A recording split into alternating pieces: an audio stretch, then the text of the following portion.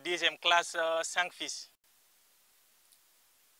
Ton son wa en qui zabra pour moi ton sid mi comme ti zabra kananayi la ton mi tieda me neda yo panga la ton nem ti ton sing te bateka yela singda we kolore ti mam santar ko yanda tun toxi ya ti ne ba singet video rama obna wa mi kame ti budu gomnum bebe tub gwamda ti kenan tedam ti no ti zabra ya wa bukang la ton zabne ayo ton sanan tar singe menga video rama pusi ya meng na yame nimba mo wen kon kudo neb son wen kon gom budu gom ning bam son gom video rama pusunwa la ton sanan gehmeng sodara pungwa ton na mika nemeng handa gambe sodara pungwa le gon mem budu gomde donc ton burkina be ma fa so mon banga me jabra ka bud jabare zabra le mpa din jabre bale même nebse man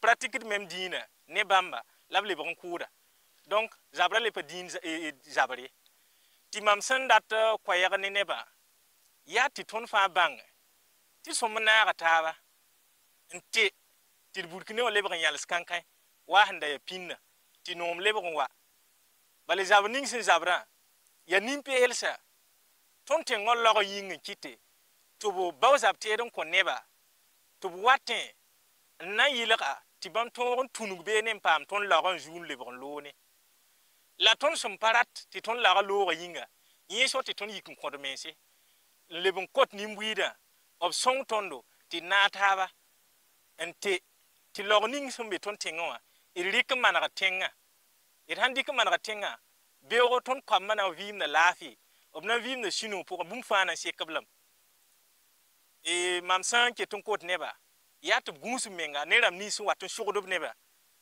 kere watun be la nina ni wakira anwan bala et a re auto la auto so da sa man auto bi kont kibare ayo ran kilere kayam somay ya yam sanga ya nebsa ndabe nditnam labnim ti jabran ter jininga o panga same oble katar panga nan to man wala sindarate ren shoti of shugod neba ndat ti jabra lebe ko bud jabre la jabra ton bang ti pa bud jabre ya nebsi ya munafiqse ya shutan neba nebe sambawd ti man weng bala donc yay bang ti burkin bil ka sak de man bon kanse kabum se bon songwe inata yama yemre sura yemre gatab nusi ti burkina le bagan yekin yal slafi wa pinna ti sino jindi la patrie ou la mort nous vaincrons.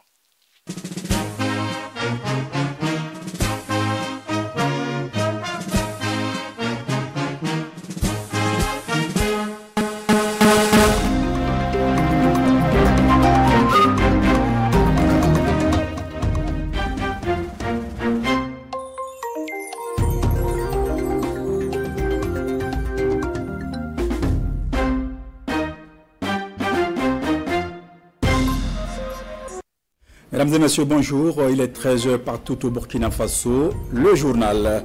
90 minutes face à la presse. Le président du Faso, le capitaine Ibrahim Traoré, dresse un bilan sans détour de l'économie à la défense et la sécurité en passant par l'éducation et la diplomatie. Le président du Faso a répondu dans un langage clair et véridique aux questions des journalistes nationaux et internationaux. À l'issue de cet entretien réalisé à l'occasion du 3e anniversaire du MPSR2, les Burkinabés se prononcent sur cette sortie remarquable du président du Faso. Retour sur les grandes lignes de cet entretien dans cette édition.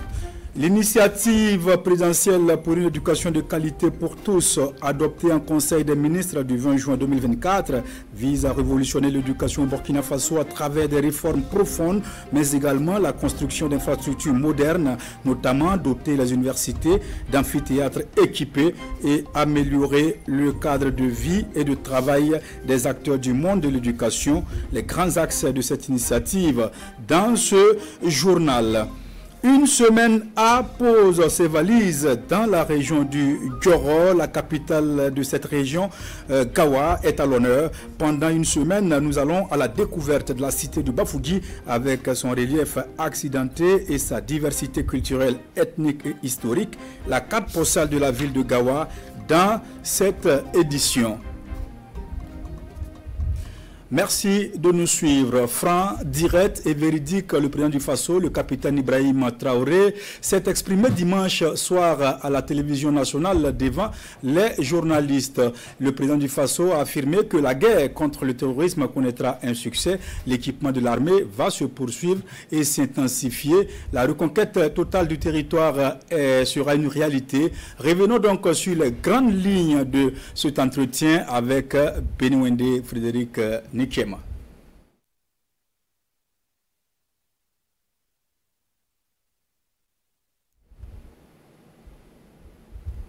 Monsieur le Président, cette guerre, est-ce que nous pouvons la gagner? Est-ce que nous allons la gagner? Nous ne pouvons que la gagner. Qu'est-ce qu'on ferait? Soyez sûrs, nous n'irons nulle part et nous allons gagner cette guerre. C'est sans doute l'une des réponses que le public attendait le plus de ces échanges entre le président du Faso, le capitaine Ibrahim Traoré, et les hommes et femmes de médias au sujet de la lutte contre l'insécurité. Bien que la menace reste complexe et change régulièrement de forme, le chef de l'État se dit confiant au regard notamment de la perspicacité des forces combattantes sur le terrain. Nous tenons, nos hommes se battent et nous nous adaptons constamment à la menace et nous comprenons d'où vient la menace, comment ça se manifeste, c'est ça le plus important. Et actuellement, je peux vous rassurer que bientôt, nous parlerons d'un albinos noir qui va apparaître. Et vous verrez. Ne me demandez pas de quoi il s'agit, je pense que vous comprendrez plus tard. La guerre va finir et très vite. L'armée burkinabé reste dans une dynamique de construction et de montée en puissance foi du chef de l'État. Chaque année, ce sont plus de 10 000 hommes qui renforcent les effectifs. On continue de recruter comme vous le constatez. Chaque année, c'est entre 10 000 et 15 000 hommes qu'on recrute. Ça, c'est un effort considérable parce que, quoi qu'on dise, l'adversité est là, et le volume de terroristes augmente parce que les impérialistes recrutent beaucoup de mercenaires qui viennent au Burkina Faso pour combattre. Donc, il faut qu'on s'adapte à la situation. Et maintenant, nous avons notre troisième phase qui n'est plus d'acheter, mais de fabriquer nous-mêmes. Et nous sommes aussi là-dedans. Donc, c'est ça la montée en puissance. Il faut bien s'équiper, mais aussi créer une industrie de défense. Malgré la pression et les défis, les hommes continuent de se battre et restent résilients, dicte le président du Faso. Mais à l'opinion publique, il tient à rappeler que la guerre que mène le Burkina va au-delà de la lutte contre le terrorisme. Ce n'est pas du terrorisme seulement. C'est une guerre pour s'accaparer de nos richesses et nous empêcher de nous développer. Je l'ai une fois développé lors d'un discours, je pense. Je disais que si nous, on arrive à exploiter convenablement notre sous-sol, à transformer ce que nous sommes en train d'exploiter ici, ce que nous produisons, il y aura un sous-emploi chez eux là-bas. C'est une bataille. Ils pillent nos richesses pour pouvoir survivre. Donc, c'est une guerre d'indépendance. Il faut que nous menons cette guerre pour être totalement indépendants, décider de notre développement, de notre trajectoire. Et dans la dynamique de la guerre, l'État burkinabé s'est compté sur ses propres forces. Retenez une chose, si vous laissez vos forces être formées par d'autres puissances, ils les mettent dans leur tête ce qu'ils veulent. Ils les endoctrinent comme ils le veulent et c'est plus facile de les manipuler. Mais ici au Burkina actuellement, c'est ce qui fait mal d'ailleurs à beaucoup de puissances impérialistes. Ils n'arrivent pas à pénétrer notre armée. Tous ces bataillons qui ont été, tous ces hommes qui sont là, personne n'est venu d'ailleurs les former. Nous sommes bâtis sur notre expérience terrain et nous les avons formés. J'ai personnellement participé à des entraînements de certaines forces au tout début. Donc ça c'est déjà une deuxième force. Et l'autre force est que si vous avez une mission, un objectif pour votre pays, vous ne devez pas avoir peur. Si vous avez peur, vous hésitez. Si vous hésitez, vous compromettez. Et une fois que la compromission est là, vous êtes foutu. Dans le combat actuel, le Burkina Faso n'est pas seul. Il le mène en tandem avec les deux autres États de la Confédération AES que sont le Mali et le Niger. Et à ce jour, la force conjointe se dessine progressivement. La force conjointe, nous avons fait l'architecture comme vous avez pu le voir. Le poste de commandement est installé à Niamey. Et actuellement, il s'agit d'équipement des premières unités. Par exemple, le Burkina Faso, le premier bataillon est prêt.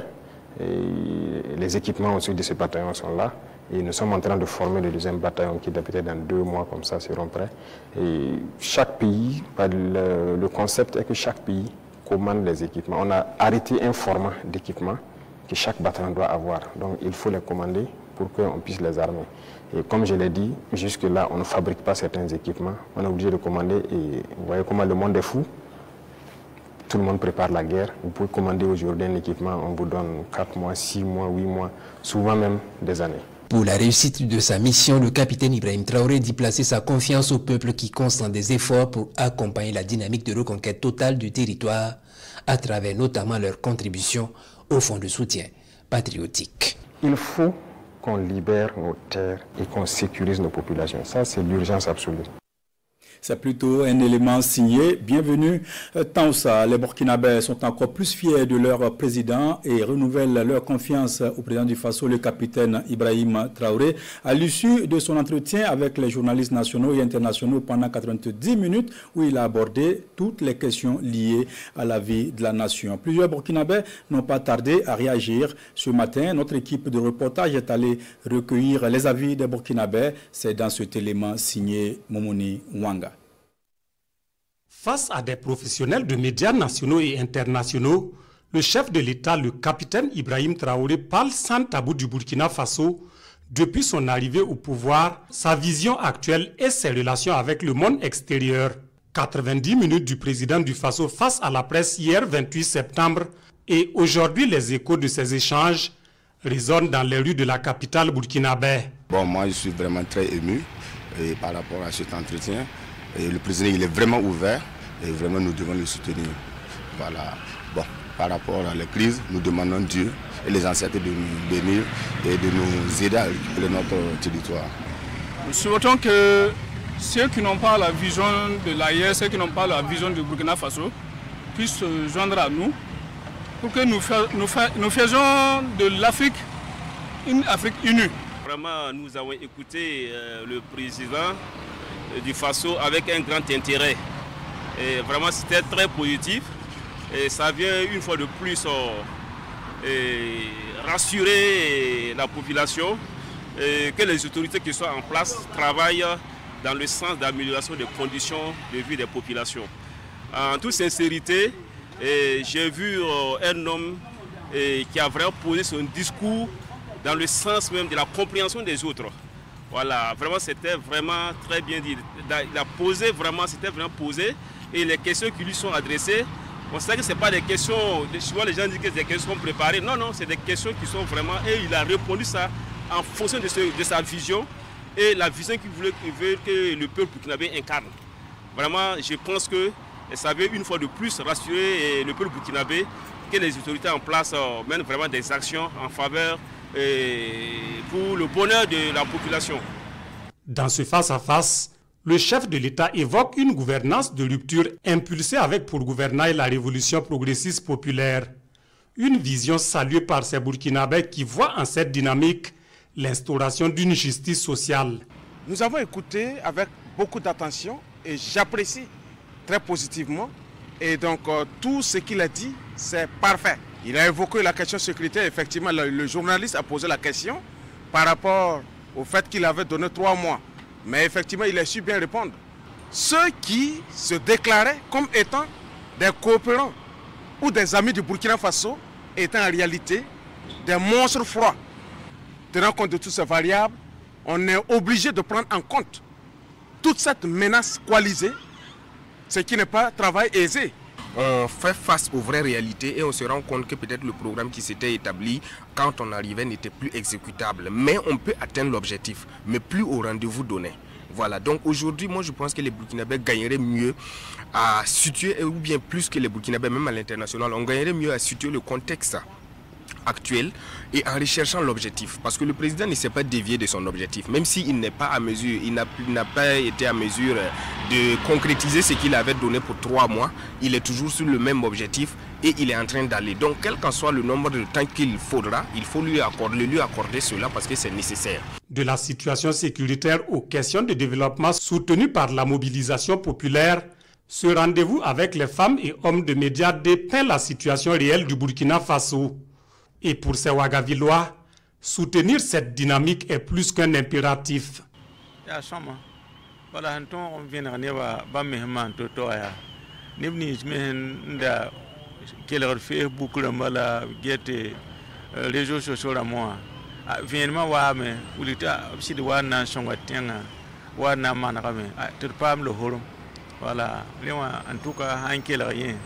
an ya bika hangan gese a mikdam ti ya nep sanda tumde ko ra te wonam song ba to ba ba to man tum da nere te wa wenda kompanga to ton. Il a même rassuré que les actions qui sont entreprises, ça va bien porter vraiment, la population sera vraiment à l'aise. Voilà. Et de deux encore, ce qui m'a beaucoup plu en tant que financier, il est rentré dans un domaine, c'est comme si lui-même était un acteur. Il a parlé des marchés publics, la corruption, tout ce qui se passe. C'est comme lui-même, il est dedans. Donc vraiment, ça m'a beaucoup plu. Donc ça fait que vraiment, ça nous rassure. Nous, en tant que fonctionnaires de l'administration publique, ça va amener les gens à changer de comportement. Et le changement là, ce n'est pas l'autre, c'est nous-mêmes. Il a bien souligné, il faut que nous-mêmes on change de comportement pour que les autres puissent changer. Pour ces citoyens, cet entretien vient préciser, si besoin en est encore, de la sincérité du capitaine Ibrahim Traoré et de son gouvernement. Ils tiennent pour preuve les réponses avec clarté pendant ces échanges, notamment sur les recrutements et dotations à répétition des forces combattantes, les actions de développement endogène enclenchées avec l'accompagnement des masses populaires. Nous reviendrons sur d'autres aspects de cet entretien au cours de nos prochaines éditions. Allons aux États-Unis, en marge de la 80e Assemblée générale des Nations Unies, le ministre de l'Action humanitaire et de la Solidarité nationale a accordé une audience au haut-commissaire adjoint chargé des opérations du HCR. La prise en charge humanitaire des personnes déplacées internes était au cœur des échanges. Le commandant Pélagie Kaboré et son collègue en charge de la jeunesse Roland Somda ont également reçu la directrice exécutive du Fonds des Nations Unies pour la population. Le point avec notre envoyé spécial à New York, Aboubakar Sayon. L'assistance humanitaire aux personnes déplacées internes au Burkina et la question de leur autonomisation, objet d'échange entre le ministre en charge de l'action humanitaire et le haut-commissaire adjoint chargé des opérations du Haut-Commissariat des Nations Unies pour les réfugiés. Le Burkina Faso est satisfait de sa collaboration avec le HCR et cette rencontre permet au ministre Pélagie Kaboré de présenter les orientations du Burkina Faso en la matière. Le ministre nous a rappelé que la philosophie au Burkina Faso, c'est qu'il faut que les gens puissent travailler, les gens puissent subvenir à leurs besoins. Donc assistance humanitaire essentiellement, mais le plus vite possible, comment est-ce qu'on peut faire en sorte qu'ils puissent être autonomisés là où ils se trouvent avant de pouvoir retourner dans leur zone d'origine, parce que beaucoup d'entre eux peuvent rentrer dans les zones d'origine quand la situation de sécurité le permet. Donc ça a été un élément important de notre discussion. On a parlé des stratégies qu'on peut mettre en place pour ça. On a bien sûr aussi parlé de la question de l'accueil des réfugiés. Burkina reçoit pratiquement 40 000 réfugiés, essentiellement maliens. Donc comment faire en sorte qu'on leur fournisse l'assistance nécessaire? Selon Raouf Mazou, l'intervention du HCR au Burkina Faso va se poursuivre conformément à la vision du gouvernement burkinabé pour une meilleure prise en charge des personnes déplacées internes. Les questions relatives au bien-être des populations sont également évoquées à cette rencontre entre la directrice exécutive du Fonds des Nations Unies pour la population et le ministre en charge de l'action humanitaire et celui en charge du sport. Ces deux ministères clés pour s'assurer de l'avenir de la population dans le pays. Alors on a eu des discussions très fructueuses, d'un pour célébrer les acquis, mais encore on essaie de voir l'avenir ensemble. Comment nous assurer qu'on puisse travailler, donner, comme on appelle, achever le potentiel des jeunes, mais aussi celui des femmes et des populations peut-être un peu plus désavantagées. L'UNFPA intervient au Burkina Faso dans le renforcement des services de santé maternelle, la protection des droits des femmes et des enfants, ainsi que le soutien aux populations en situation de vulnérabilité. Dans le quartier Tampouy de la ville de Ouagadougou, les travaux de réhabilitation routière changent le quotidien des habitants.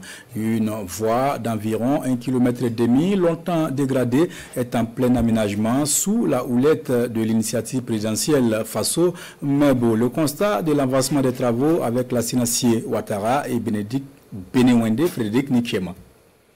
23h au quartier Tampouy de la ville de Ouagadougou. Des racluses, des camions bennes et des compacteurs résonnent.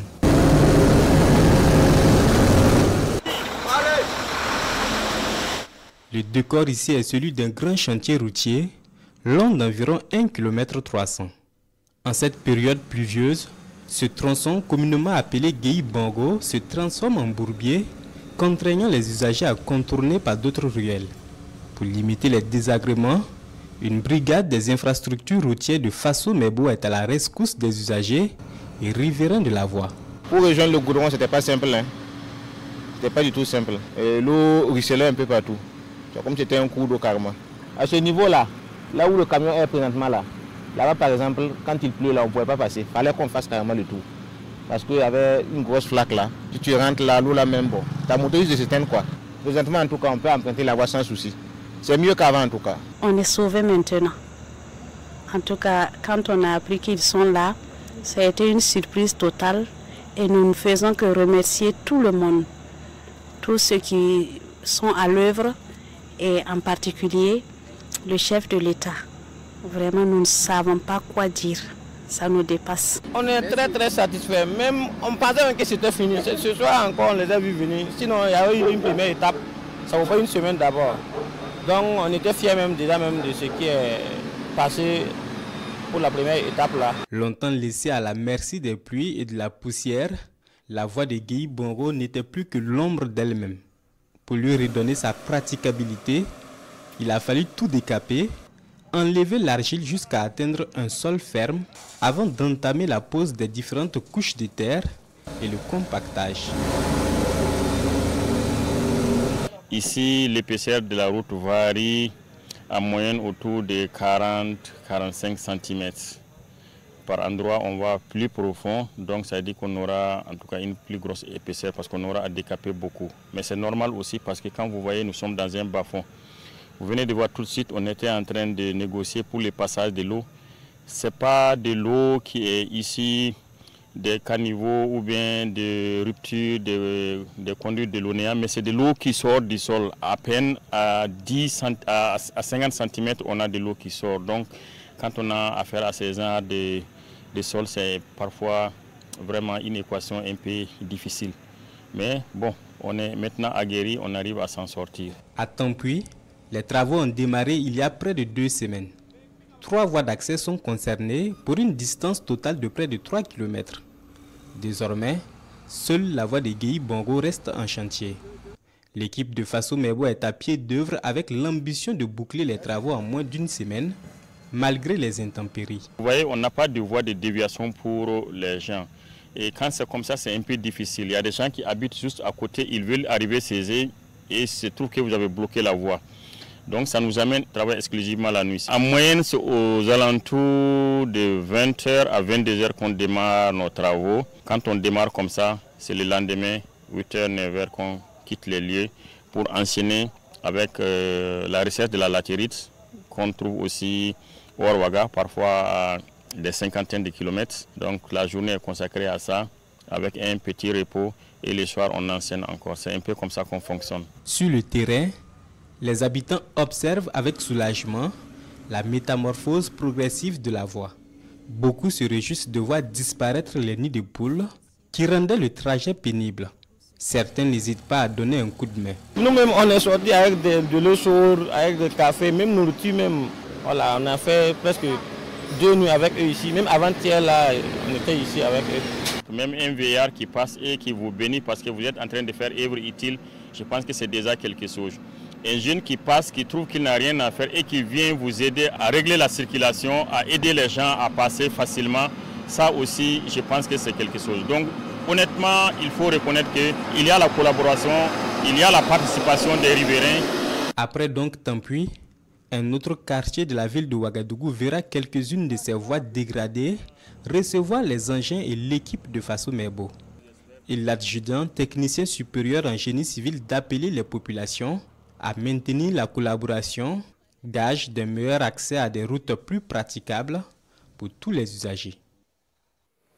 Bon courage aux travailleurs de Fasso Mebo. À l'appel de l'association des jeunes dynamiques, les habitants du quartier de Bengo se sont mobilisés pour des travaux d'intérêt général. Ils ont bouché les nids de poules de la voie reliant leur quartier Bengo à Kosodo. Paul Moyenga et Moussaki. Une action communautaire au quartier Bendogo de Ouagadougou. Les habitants participent à la réfection de la voie qui relie leur quartier à Okosodo. Le travail du jour consiste à boucher les trous sur cette route longue d'environ 4 km. L'initiative est portée par l'association des jeunes dynamiques de Bendogo. Ici, là, il y a trop d'accidents. Il y a des accidents mortels même. Et les gens souffrent. Si vous quittez au travail ou vous partez au travail, vous venez ici. Vraiment, c'est très dangereux. Oh, l'état de la voie était carrément dégradé. Et vraiment, on trouve que vraiment ce matin, on a vu là, vraiment très propre. Cette initiative citoyenne suscite une adhésion de la part des riverains. Pour le parrain, cette action patriotique permet désormais une fluidité dans la circulation sur ce tronçon. Je suis un résident de ce quartier depuis beaucoup d'années et puis nous avons constaté la dégradation avec tout le monde. Donc à l'appel de l'association Dynamique, nous avons vu qu'il était important effectivement d'accompagner pour au moins se remblayer la partie très dégradée là, afin de soulager quand même tant soit peu la douleur des populations qui passent chaque jour. C'est vraiment des milliers de populations qui passent ici. Et moi-même, je fais partie des gens qui passent ici chaque matin pour aller au boulot. La mobilisation citoyenne illustre la volonté des habitants de Bendogo à trouver des solutions à leurs difficultés quotidiennes. Ils appellent la bonne volonté à contribuer à l'entretien des routes dans les quartiers de la capitale burkinabé. La société 6 étoiles de GCM Industrie pense aux enfants des forces de défense et de sécurité tombés au front. Jeudi dernier, 6 étoiles a organisé une journée récréative au profit de ces enfants, pupilles de la nation. Ils ont reçu des kits scolaires et des vivres. Compte rendu au Moussissé. Les pères de ces enfants ainsi que les maris de ces femmes ont consenti le sacrifice suprême pour la libération du Burkina Faso. Bien qu'ils ne soient plus là physiquement, leur famille bénéficie du soutien et de l'amour de plusieurs personnes et entreprises. Aujourd'hui, c'est 6 étoiles de GSM Industrie qui laissent parler son cœur. L'entreprise est aux côtés de ses veuves et orphelins le temps d'une journée.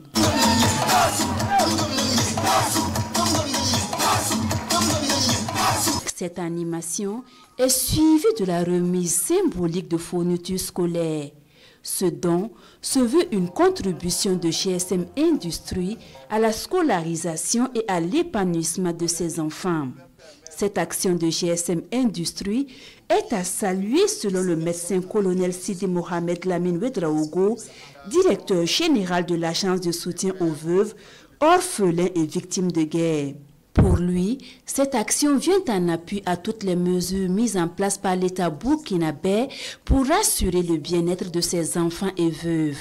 Et l'occasion est belle pour le directeur général de 6 étoiles et le médecin-colonel Sidi Mohamed Lamine Ouedraogo pour lancer un appel à toutes les bonnes volontés de venir en aide à ces couches vulnérables. Cette journée à l'endroit de ces orphelins et veuves va au-delà de ces dons. Des arbres sont mis en terre tout au long du mur de l'usine. Une responsabilité environnementale de GSM Industrie qui vise ainsi à créer des espaces verts durables, bénéfiques pour tous et à lutter contre le changement climatique. L'éducation de qualité est une préoccupation pour le président du Faso. C'est pourquoi il a consacré une initiative présidentielle à ce secteur.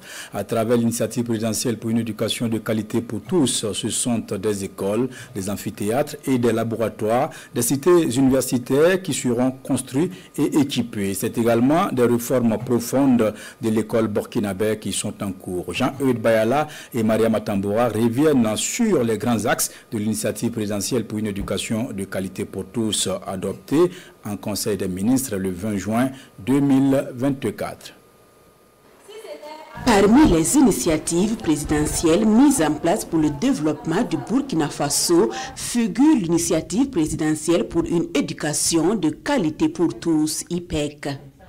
Une matérialisation de la volonté du président du Faso, le capitaine Ibrahim Traoré, d'améliorer les conditions de l'éducation dans son ensemble depuis le préscolaire jusqu'au supérieur. L'IPEC comprend 7 composantes avec des fonctions et des visées différentes.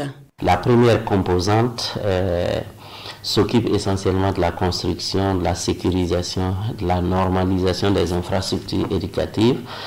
La deuxième composante de l'initiative, c'est la création d'une université polytechnique. Elle sera sur un terrain vaste dans la commune de Ouagadougou. On a une troisième composante au niveau de l'initiative qui est la réforme des structures de gestion de l'école. La quatrième composante, c'est une composante qui est consacrée à la dynamisation des cadres d'apprentissage. On a une cinquième composante qui est l'assainissement et l'encadrement de la délivrance des diplômes.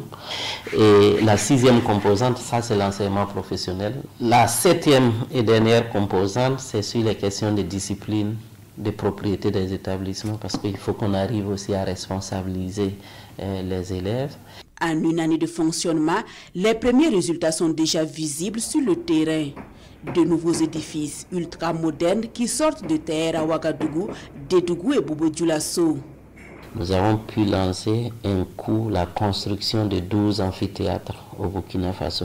Nous avons des amphis de 1000 places qui seront construits à l'université Nazi Boni et à l'université Thomas Sankara pour commencer. Et nous, ce que nous appelons amphis de 1000 places, ce ne sont pas les amphis classiques. Parce que chez nous, l'amphi de 1000 places, c'est non seulement l'amphi effectivement avec 1000 places, mais aussi un bâtiment R+3 dans lequel on aura des laboratoires pour la recherche, on aura des bureaux pour les enseignants, on aura des salles de cours. Et pour répondre aux besoins en matière de mobilité pour les élèves et étudiants vers les établissements scolaires et universitaires, il y a l'acquisition de bus. 500 bus à rétrocéder à la société de transport en commun Sotraco. Un premier lot de plus de 200 bus est déjà disponible et mis en circulation à Ouagadougou comme dans les autres villes universitaires. Et pour les défiliés à la souveraineté alimentaire, des établissements professionnels vont bientôt émerger autour des grands barrages du Burkina Faso. Pour ce cas précis, l'accent sera mis sur la transformation des produits locaux. L'objectif in fine, c'est également faire de ces établissements un moyen de rétention et de fixation des formés sur leur terroir. L'IPEC, c'est aussi le retour en force de l'enseignement des valeurs civiques et patriotiques. Elle entend également renforcer la cohésion nationale et cultiver l'amour de la patrie dès le plus jeune âge. En termes de résultats, il y a la phase pilote de l'immersion patriotique obligatoire pour les bacheliers de 2025. L'un des pans aussi de l'IPEC, c'est la création du conseil de l'école. Des résultats assez satisfaisants dès la première année de mise en œuvre et avec plusieurs indicateurs de l'adhésion des communautés bénéficiaires, selon Dr Zakaria Soré. Avec l'initiative présidentielle pour une éducation de qualité pour tous, le Burkina Faso prend ainsi son envol en matière de développement en s'appuyant sur un système de formation et d'éducation avec des réformes structurelles pour une gouvernance scolaire et participative. L'IPEC a une durée de 5 ans et est logé au sein du Bureau national des grands projets du Burkina Faso.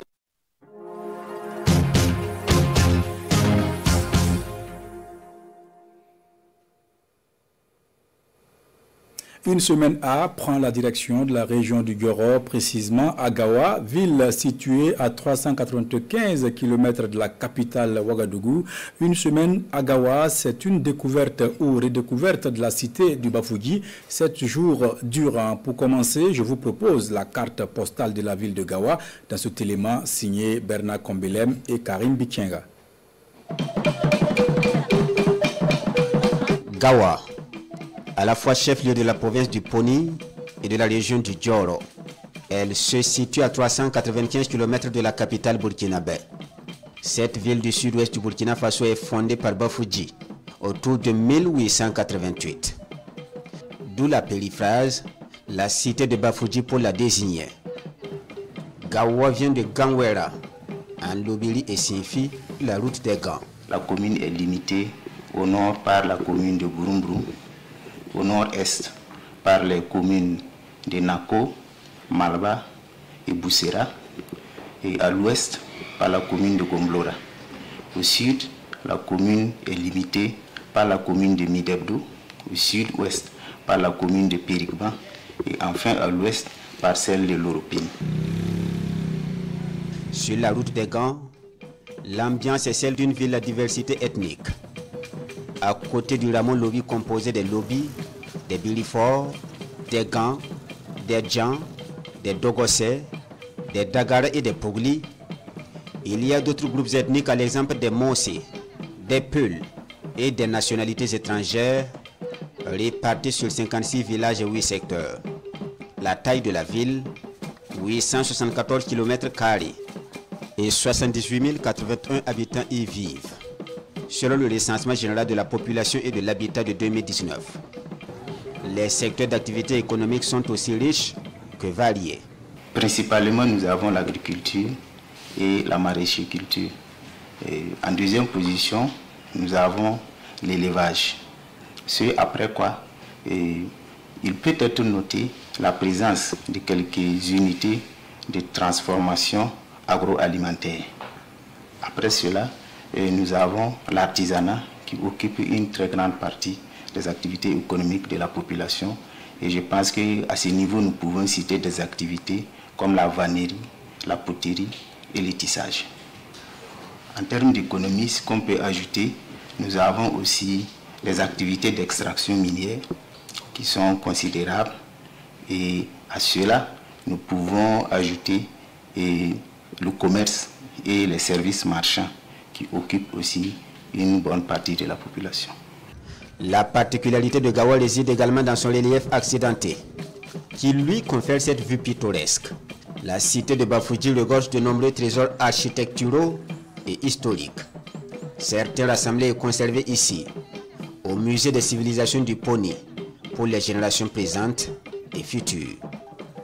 Parmi les faits historiques dont les traces restent indélébiles dans cette ville à 395 km de Ouagadougou, c'est le passage du président Thomas Sankara, en tant que chef de l'État, mais aussi en tant qu'élève de l'école Centre A entre 1960 et 1962. Voilà la partie où on a matérialisé pour ne pas se tromper. Et à ce moment, il porte le numéro matricule 2270. Et quand il regarde, on dit qu'il est entré au CP1, CD de 59 à 60. Donc il est arrivé à Gawa ici, à la classe de CM1, de 60 à 61, et CM2, 61 à 62. Et quand il a eu son CP, il allait directement au collège à Bobo Dioulasso. La mémoire du père de la Révolution d'août 1983 est honorée dans les différentes salles de classe par l'affichage de certaines de ses citations phares. Une initiative à vocation esthétique et éducative, comme ce carrefour au cœur de la ville qui brille de mille feux, la nuit tombée. Merci beaucoup Karim Bikenga. Karim Bikenga qu'on pourra retrouver tout au long de cette semaine. L'ambassadeur de la République de Turquie au Burkina Faso, sur les traces du capitaine Thomas Sankara. Vendredi dernier, la diplomate accompagnée d'une forte délégation était au mémorial Thomas Sankara. Le compte-rendu de cette visite avec Adama Guiti et Pinidie Nyano.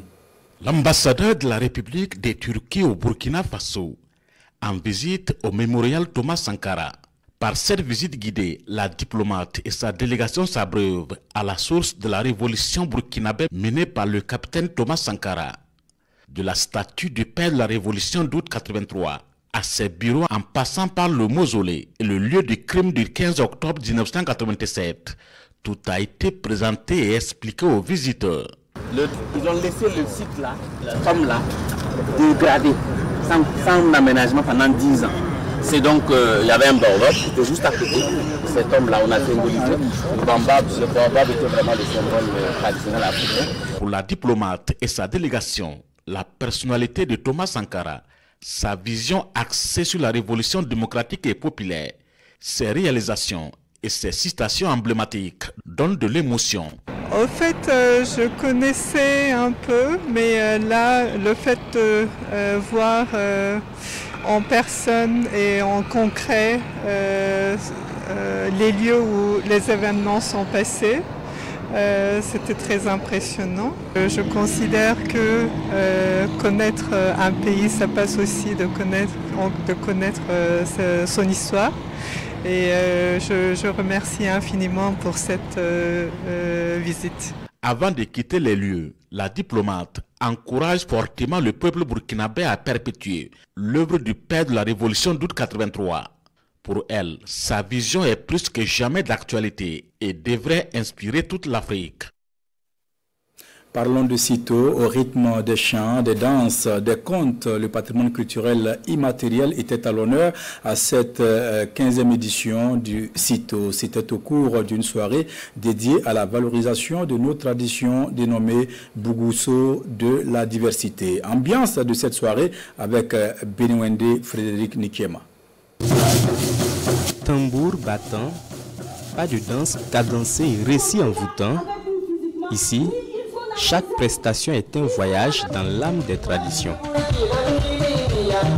Artistes, chanteurs, danseurs et conteurs se succèdent sur cette scène pour offrir un spectacle riche en émotions. Bienvenue à la soirée du Bougousso de la diversité. Malgré la pluie, le public a tenu à être témoin privilégié du partage et de la transmission du savoir culturel de ce trésor humain vivant du Djoro. Nous avons reçu sur la scène des troupes qui ont fait des devinettes, qui ont fait des contes. Nous avons reçu des trésors humains vivants qui ont partagé leur savoir-faire, leur expertise. Parce que notre volonté, notre ambition, c'est de ramener au goût du jour toutes ces pratiques traditionnelles que nous avions dans nos sociétés. Perdre cette richesse et ne pas en prendre conscience, c'est véritablement aller vers la catastrophe. Mais le Burkina Faso a pris véritablement conscience de la nécessité de revenir à nos fondamentaux, c'est-à-dire à nos valeurs traditionnelles. Et notre département a la mission de travailler véritablement à renforcer cette richesse culturelle et à en faire la promotion. Au-delà du spectacle, cette soirée se veut être aussi un plaidoyer pour la sauvegarde du patrimoine culturel matériel et immatériel.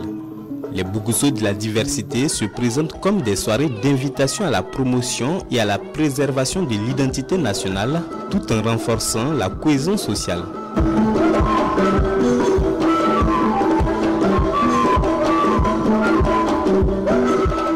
La culture, c'est ce qui fait de nous des gens spécifiques. C'est ce que nous pouvons apporter au monde. Parce que chaque peuple a sa culture et chaque culture a ses spécificités.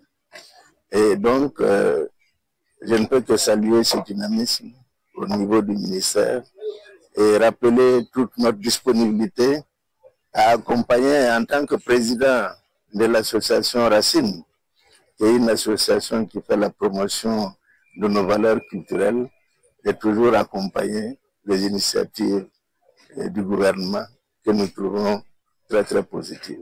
Les soirées du Bougousso de la diversité sont une innovation introduite dans le programme du CITO depuis la 14e édition en 2024.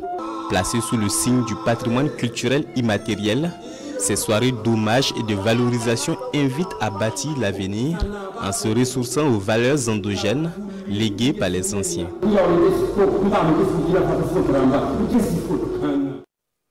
Les rideaux sont retombés sur la 15e édition du Salon international du tourisme et de l'hôtellerie de Ouagadougou, Cito. Ce dimanche, le comité d'organisation a décerné 20 prix, dont 2 prix spéciaux aux acteurs du tourisme et de l'hôtellerie. Prestations d'artistes et des troupes étaient au menu de cette soirée de gala de clôture intervenue ce dimanche à Ouagadougou. Oumou Sissé pour le compte-rendu. Clap de fin de l'édition 15 du Salon international du tourisme et de l'hôtellerie de Ouagadougou Cito. Cito 2025, ce sont 4 jours de rencontres, de promotion touristique qui ont servi de précieuses occasions pour mesurer la vitalité et la résilience du secteur touristique burkinabé. 20 prix ont été décernés, dont 2 prix spéciaux et 18 prix officiels. La conférence organisée dans le cadre du salon a réuni 78 participants. Les débats qui s'y sont tenus ont permis d'éclairer les enjeux contemporains dans l'espace sahélien en mettant en exergue les défis mais aussi les opportunités d'un secteur en pleine mutation. L'édictou, qui constitue l'un des points forts du salon, a rassemblé 24 participants, des Sud-Africains et Français représentant la presse spécialisée, des Camerounais issus de tour opérateurs, ainsi que des Maliens représentant des agences de voyage. Cette diversité, selon le directeur général de Faso Tourisme, est la preuve que l'attractivité du Burkina Faso et du Sahel s'élargit au-delà des frontières immédiates et que la destination Burkina Faso suscite un intérêt croissant sur le marché international. Tous ces acquis sont une preuve que le tourisme reste un secteur de confiance, d'espoir et de projection vers l'avenir. La réussite éclatante de ce sitôt est un message. C'est un message de confiance adressé à nos opérateurs économiques, à nos partenaires internationaux et à tous ceux qui pourraient encore douter de notre capacité à surmonter l'adversité. En assurant un environnement propice pour cet événement d'envergure, l'État burkinabé a démontré par les actes son engagement indéfectible à protéger et à promouvoir les activités économiques sur l'ensemble du territoire. Ce salon est la conséquence logique d'une volonté politique et d'un professionnalisme sans faille de l'ensemble des acteurs. Nous envoyons au monde l'image d'un Burkina Faso debout, résilient, qui ne subit pas l'histoire, mais qui l'écrit avec audace, abnégation et maestria. Désormais, les regards sont tournés vers la 16e édition du CITO avec pour objectif commun la promotion du tourisme comme levier d'intégration, de paix et de prospérité partagée. Et au moment où les rideaux tombent sur cette édition du CITO, les acteurs de la communication, de la culture, des arts et du tourisme témoignent leur reconnaissance au président du Faso qui, grâce à son leadership, permet de relever les défis de l'organisation et de la tenue de tous les événementiels majeurs. L'Association des journalistes sportifs du Burkina, AJSB, marque un arrêt pour faire le bilan de ses activités de l'année sportive écoulée. Au cours de l'Assemblée générale, Ibrahima Diallo et son bureau ont dressé un bilan positif. À cette occasion, les journalistes sportifs ont élu les meilleurs sportifs de l'année et les personnalités qui ont marqué la saison sportive 2024-2025. Le résumé de cette Assemblée générale avec Mariam Ouattara. Au nom de Monsieur le ministre des Sports, de la Jeunesse et de l'Emploi, je déclare ouvert cette session de l'Assemblée générale de la JSP 2025. Le 28 septembre 2024, au bout d'un processus électoral inédit, Ibrahim Diallo et son équipe sont portés à la tête de l'Association des journalistes sportifs du Burkina.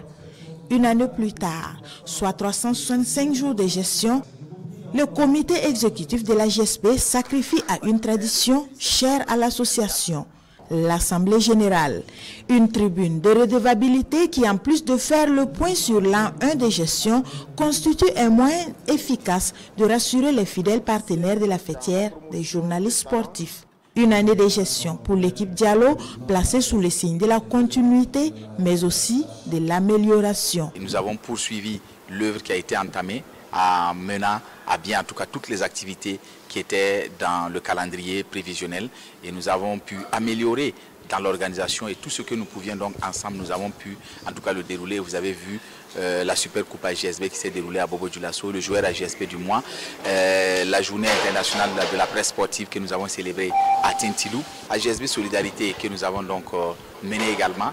Et nous sommes en train donc d'organiser à partir donc de cette assemblée générale que nous avons tenue la nuit des champions. C'est une assemblée générale qui nous a permis également de faire notre autocritique, de voir ce qui n'a pas marché, de voir les perspectives donc pour pouvoir aller de l'avant. Comme le disait le poète et écrivain burkinabé Frédéric Passeret-Titenga, c'est la termitière vie qu'elle ajoute de la terre à la terre.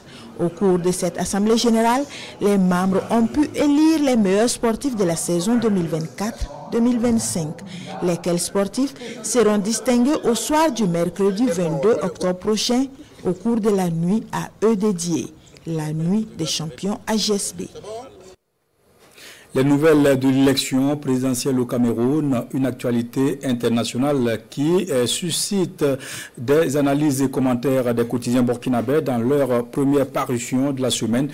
Les journaux reviennent également sur le discours du Premier ministre Rimtalba Jean-Emmanuel Ouedraogo à la tribune des Nations Unies, ainsi que la sortie médiatique du président du Faso, le capitaine Ibrahim Traoré, dans le cadre du 3e anniversaire du MPSR2 au pouvoir. Lecture croisée des journaux avec Hadi Sandamba. La sortie médiatique du président du Faso dans le cadre du 3e anniversaire de l'accession du MPSR2 au pouvoir, l'actualité fait les choux gras des quotidiens dans leur première parution de la semaine. À propos, on peut lire à la manchette d'aujourd'hui au Faso, cette guerre, nous ne pouvons que la gagner. Dans un compte rendu de l'actualité, ce canal rapporte que c'est une rétrospective et une perspective que s'est livré le président du Faso. Le chef de l'État a promené un miroir autour du Burkina Faso à travers 5 thématiques. Et c'est de façon tendue et sans filtre que le capitaine Ibrahim Traoré a répondu aux questions des journalistes, précise mon confrère. Bientôt, nous parlerons d'un albinos noir et vous verrez, propos du président du Faso relayé à la une de l'observateur Palga au sujet de la lutte contre le terrorisme. Demain, mardi 30 septembre, le MPSR2 commémore le 3e anniversaire de son avènement au pouvoir d'État. Dans cette perspective, le numéro 1 de cet organe dirigeant a accordé un entretien à la presse nationale et internationale diffusé hier lundi à travers les ondes de la télévision nationale, rapporte le doyen des quotidiens burkinabés qui propose l'entretien complet dans ses colonnes. Autre actualité du jour, 80e Assemblée générale de l'ONU relayée et commentée par le quotidien burkinabé. L'AES prône une refondation de rupture avec les pratiques du passé, s'exclame le journal Le Quotidien dans sa rubrique Myria.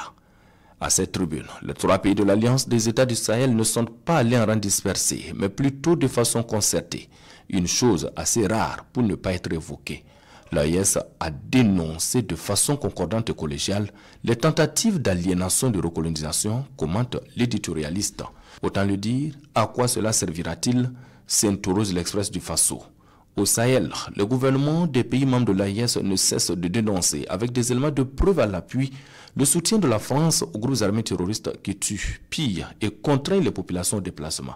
Mais jamais l'ONU ou aucun de ses organes ne s'est saisi de cette question.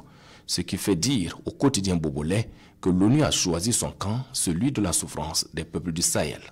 Pendant ce temps, le journal Le Pays, lui, s'interroge sur une éventuelle surprise de l'opposition politique camerounaise à cette présidentielle. Depuis le 27 septembre dernier, le Cameroun est en campagne pour la présidentielle du 12 octobre prochain avec 12 candidats en lice. Biya en roue libre pour briguer un 8e mandat, estime le quotidien des 1200 logements qui ne manque pas d'appeler la classe politique camerounaise à continuer à faire preuve de fair play durant les 2 semaines de campagne, car les Camerounais souffrent déjà le martyre et il ne faut en rajouter à leur souffrance. Fin du journal, merci d'être resté à notre compagnie. Bon après-midi à toutes et à tous. Bonsoir.